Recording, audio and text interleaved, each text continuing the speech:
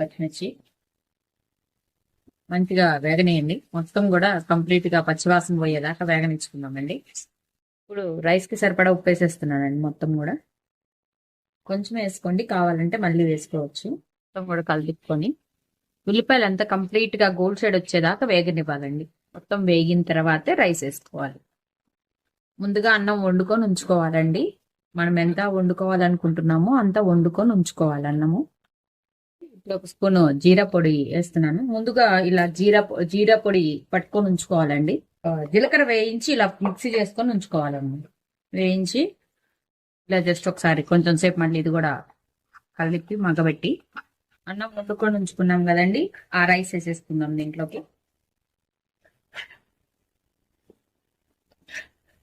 మొత్తం రైస్ వేసుకొని